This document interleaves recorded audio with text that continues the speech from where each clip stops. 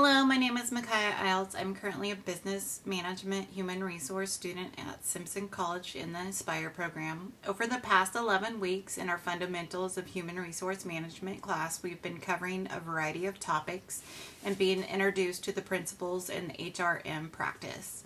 One primary activity in the HRM practice is the process of communication programs. I'm going to focus on open door culture, and it's just one of many ways to increase communication within an organization. Effective communication is vital to the success of all organizations and falls under the maintenance function. If you look on page 34 in your book or 36 of our HR Fundamentals book, it shows a picture of the HRM primary activities. And there is 4 different focuses and goals. There's staffing, which has strategic human resource planning, recruiting, and selection.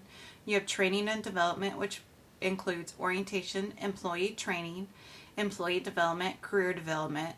You have motivation, motivational theories and job design, performance appraisals, rewards and compensation, employee benefits, and then the maintenance function, which is safety and health. And then we're going to look into communications and employee relations. What is communication? A process by which meaning is assigned and conveyed in an attempt to create shared understanding. This process requires a vast repertoire of skills. Could be interpersonal process of skills, listening, observation, speaking, questions, analyzing, gestures, evaluating, enables collaboration and cooperation. Communication seems so simple, but often what we are trying to convey gets lost in translation despite our best efforts. You may say and mean one thing, but someone may take the context, meaning, or interpret it completely different. Or the meaning may change in the process of being transmitted from one individual to others by relying that information through a channel of many individuals in an organization. Ways to establish effective communication in an organization require effort and time to design effective programs. In this process, we become artists in a sense that we have to use a variety of mediums or channels to ensure that communication remains open and effective.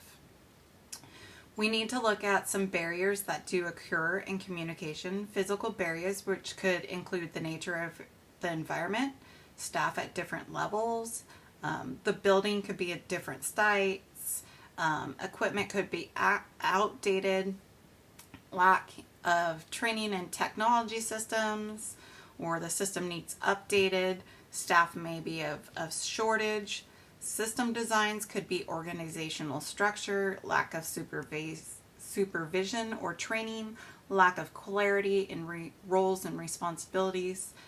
Attitudinal barriers, it could be problems with staff in the organization, which could include poor management, lack of consideration with employees, personal conflicts or personality conflicts.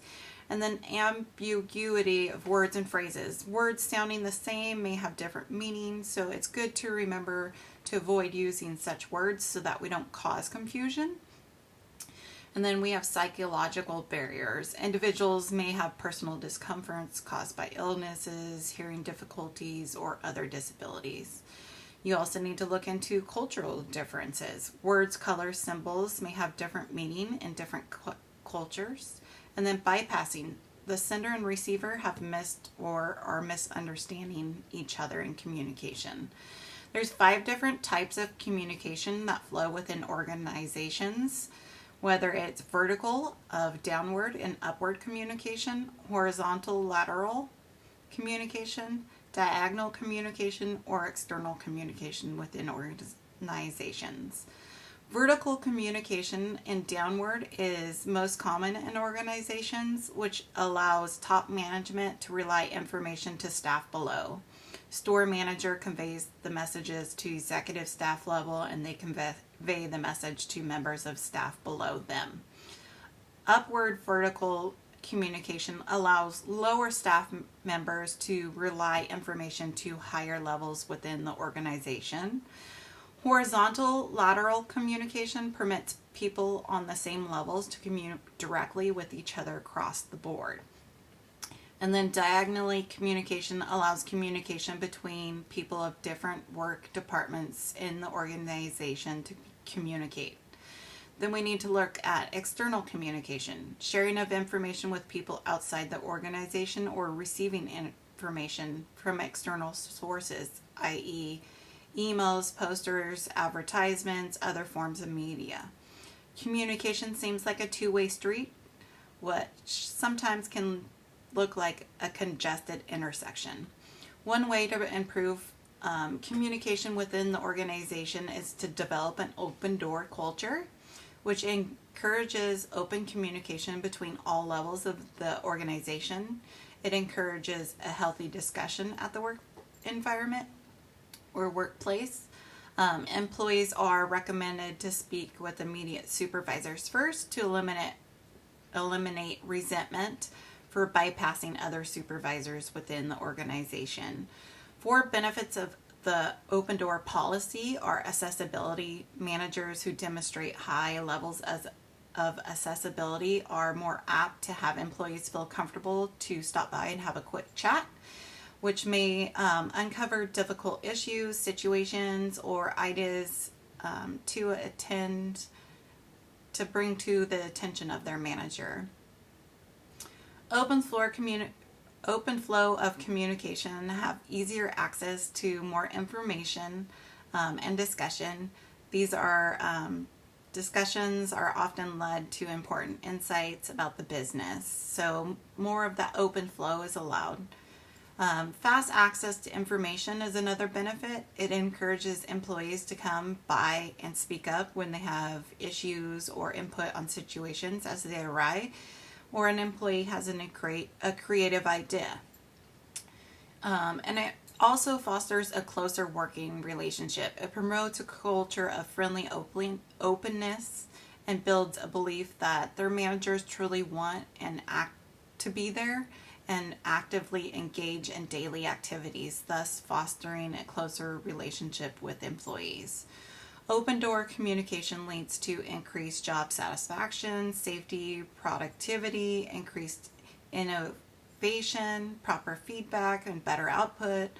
You're going to have an increase in morale. You're going to have a decrease in turnover because you're going to learn different issues and situations that arise before you get a notice of a potential employee wanting to quit or leave the company. And it also conveys trust and respect among all levels in the organization. It helps in keeping the communication channels open. So your communication programs, even though you might be prepared to deal with them in different types of communications and styles and approaches, other individuals may not. So therefore, we need to adapt and communicate to help prevent that communication from breaking down. We become artists in a sense when we are creating these effective channels of open communication in our organizations. And an open door culture is just one of the many ways to increase the communication in an organization. So I hope some of this information has become beneficial for you. And there's a list of resources on the PowerPoint listed below where you can find additional information about open door culture. The Society of Human Resource has programs, and they're at a slight cost, but you can participate in those. So they have more information about opening up communication within your organization.